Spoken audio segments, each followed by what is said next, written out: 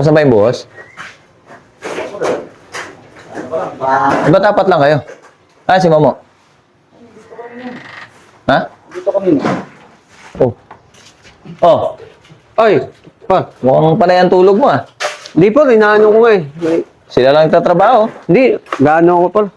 Pagdating ng sweldo, magaling ka. Pag trabaho, tatago ka sa CR ah. Hindi naman po. Ha? Tinutulungan. Ayan lang yung hollow block na pinabili ko sa'yo. Oo po, malapit na nga maubos. 30 million na yan lang yung hollow block. Halika rito. Halika. Ba't ka nagre-reklamo sa opisina? Hindi naman ako nagreklamo trabaho. po.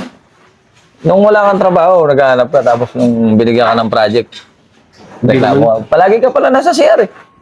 Hindi, may ginagawa dyan, may nakasintahan. May ginagawa siya, tapos na yan ah. Hindi pa po. Ito yung ginagawa, ba't ka nasa CR? Hindi naman ako ganyan po. Ha? Nagreklamo ka pa sa opisina, sabi mo, pinag-iinitan kita. Pinag-iinitan ba kita? Wala naman kung sinasabi po eh. Dapat binibistay mo na itong mga buhangin eh. Kaya nga, papunta na nga ako dyan po eh. Hindi, kanina pa ako dito, paikot-ikot. Nakailang ikot ako rito. Wala ka eh, nasa CR ka eh. May problema ba tayo? Wala naman. Baka ayaw mo ng trabaho, sabihin mo lang.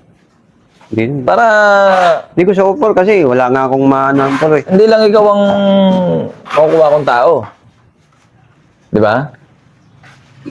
Magkano semento inabot? Ano yun po? Andun yung resibo. Ha? Andun yung resibo. 50 binigay ko sa iyo dyan, di ba? Opo, hindi. Siyempre, mauubos ka agad yan. Nagbuhos Alam ko kami. magkano presyo niyan. Hindi, nagbuhos kami kaagad eh. Overbalik ka pa. Kahit itanong mo sa kanila oh. Kahit itanong mo kay ano. Hindi na kailangan ng ganun eh. Ang tanong doon, ba't ka nagreklamo sa opisina? Na pinag-iinitan kita. Wala naman ako sinasabi. Eh ako nagpasok sa'yo, ako sisiraan mo doon. Wala akong sinasabi ng ganun. Nung wala kang trabaho, nagmamakaawa asawa mo sa akin na ipasok ko sa trabaho eh. Nung pinasok ka, nasa CR ka lang. Eh baka gusto mo diyang tumira. Hindi lang. Sintada nga. Ha? Ito kasintada. Hindi, pinapatile sa akin pala. Ha? Pinapatile. Wala pang binibigay na pera dyan para pambili ng tiles. Paano mo ita-tiles yan? Sinungaling ka rin eh. Ako ang nagre-release ng pera. Ako pumunta sa opisina. Ikaw ang pinabibili ko. Nagkakatiwalaan nga kita eh. Kahit alam ko na umupit ka. Tingnan mo yung hollow block oh. Ayan lang yung hollow block. 40 million binadget dyan. Ito na yung nasintadahan oh. Eh, nahirap sa inyo pag wala kayong trabaho. Nagreklamo. Sila ka na po.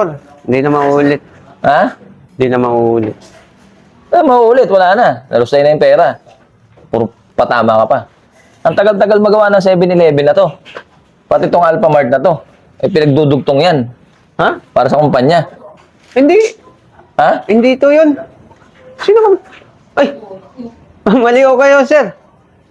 Ano eh, karakrusan yan dyan dito sa bungan eh. Pare, sorry ha. Pasok ka ng Ikaw ba nagpapasok dito? Oy! Hindi, binano ko lang. Ay, pare.